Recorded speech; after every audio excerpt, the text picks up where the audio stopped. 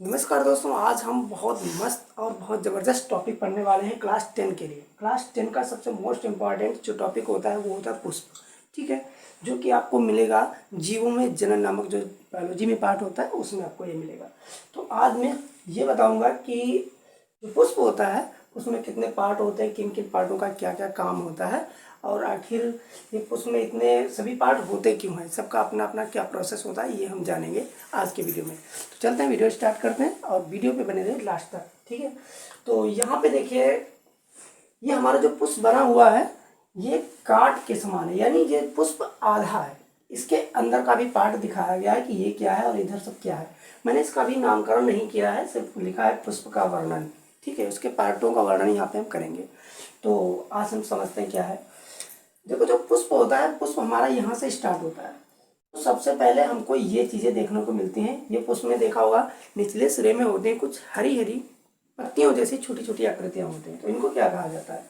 ये पुष्प का सबसे बाहरी भाग, यानी सबसे पहले भाग पड़ता है और सबसे बाहरी भाग होता है। पुष्प इसके अंदर रखा होता है, लेकिन ये पार्ट भी माना जाएगा पुष्प का ही। तो इस पार्ट को कहा जाता है, जो ये वाला पार्ट है इसको कहा जाता है बाह्य दल। ठीक है, बाह्य दल। बाह्य दल का मतलब कुछ जो बाहरी वाले दल होते हैं उनको बाह्य दल कहा जाता है। उसके बाद इन पत्तियों की तरह ही कुछ पुष्प में भी पत्तियां पाई जाती हैं, जो ये हैं। इन पत्तियों को हम बाह्य दल तो नहीं कहेंगे, इनका नाम सीधा सीधा हो जाएगा केवल दल।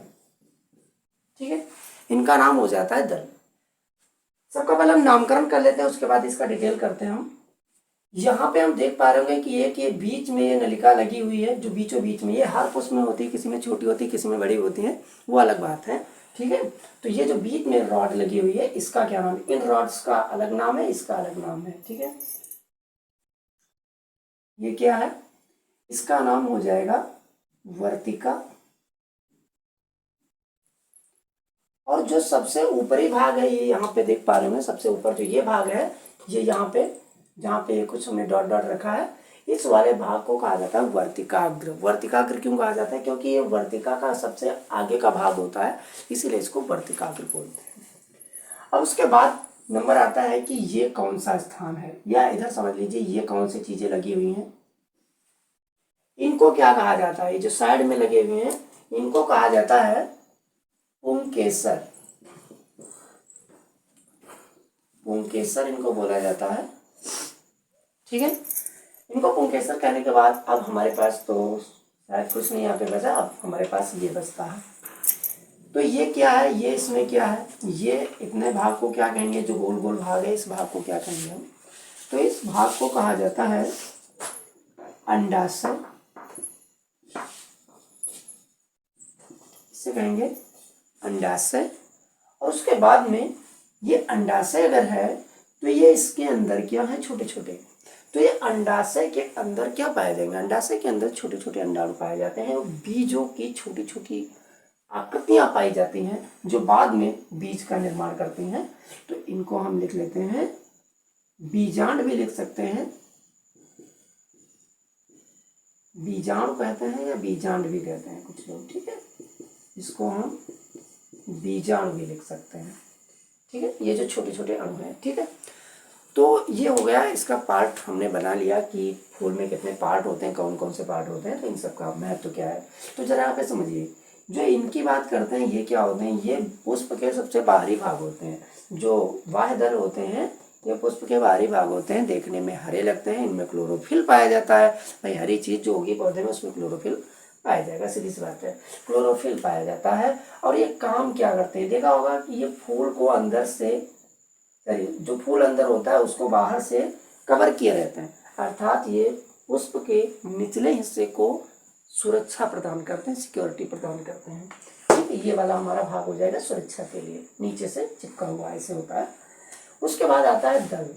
आखिर पुष्पों में ये दल क्यों होते हैं, इनका क्या काम होता है। तो दल आपने देखा होगा ये हरे भी होते होंगे, वो अलग बात है, लेकिन ये अक्सर रंगीन होते हैं। रंगीन इसलिए क्योंकि एक रंग के तो होते नहीं, सभी रंग के होते हैं, तो इनको हम रंगीन कहेंगे। किसी में लाल, किसी में नीले, किसी में पीले होते हैं।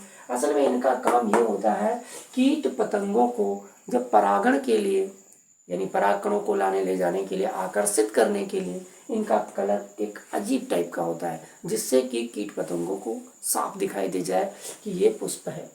अगर पुष्प पेड़ की आकृति का हो, उसी के कलर का हो, ठीक है, तो जंतुओं को, कीटों को दिखाई नहीं देगा।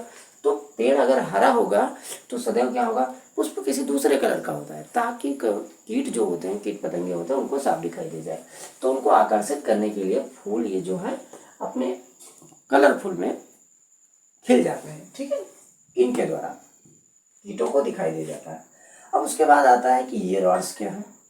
ये रॉड्स जो होते हैं इनको कहा जाता है पुंकेसर, ठीक है, पुंकेसर कहा जाता है। और इसका जो ये भाग होता है, ये वाला फूला हुआ भाग, इसको कहा जाता है परागकोश। परागकोश, तो परागकोश असल में हम यहाँ पे दोनों पुष्पों का एक में ही बता रहे हैं, क्योंकि ये नर और मादा दोनों की संरचना फिलहाल तो सेम सेम होती है, लेकिन बस यहाँ पे चेंजिंग होता है, तो वो चीज़ हम बता रहे हैं। हालांकि उसमें इसको क्या कहते हैं, इसको क्या कहते हैं, वो अलग अलग होता है, ठीक है। हम दोनों पुष्पों की बात एक में ही बता रहे हैं यहाँ पे। तो ये होते हैं परागकोश, और इसमें जो ये ऊपर बिखरे हुए होते हैं उनको कहा जाता है परागकण, ठीक है, उनको परागकण कहा जाता है। जो ये ऊपर बिखरे हुए दाने जैसे लगे हुए हैं, इनको कहा जाता है परागकण। उसके बाद नंबर आता है कि तो फिर ये बीच में क्या है, जो ये है वो ये नहीं है, इसका नाम वर्तिका है और इसका नाम पुंकेसर था, यहाँ पे आप देख सकते हो। तो जो वर्तिका है इसका काम क्या होता है, आपने शायद कहीं पढ़ा ही होगा कि वर्तिका जो होती है ये मादा पुष्पों में बहुत अहम भूमिका निभाती है। क्यों? क्योंकि जो वर्तिका होती है इसी के ऊपर नर पुष्प के परागकण किसी कीट पतंगे के द्वारा लाए जाते हैं और यहाँ पर चिपका दिए जाते हैं। उसके बाद इसी नलिका के द्वारा उन परागकणों को अंदर ले लिया जाता है और अंदर लाने के बाद उनका संलयन यानी मिश्रण कर दिया जाता है, किसके साथ में, इन अंडाणुओं के साथ में, बीजांडों के साथ में, और उसी प्रक्रिया को कह दिया जाता है निषेचन, ठीक है। तो जो चीज़ आपको समझ में ना आया हो उसे आप कमेंट में बता सकते हैं। फिलहाल मैंने सब कुछ कम समय में बताने की कोशिश की है और आशा करते हैं आपको वीडियो पसंद आया होगा। अगर वीडियो पसंद आया तो एक लाइक करके जाइएगा। तब तक के लिए जय हिंद, जय भारत।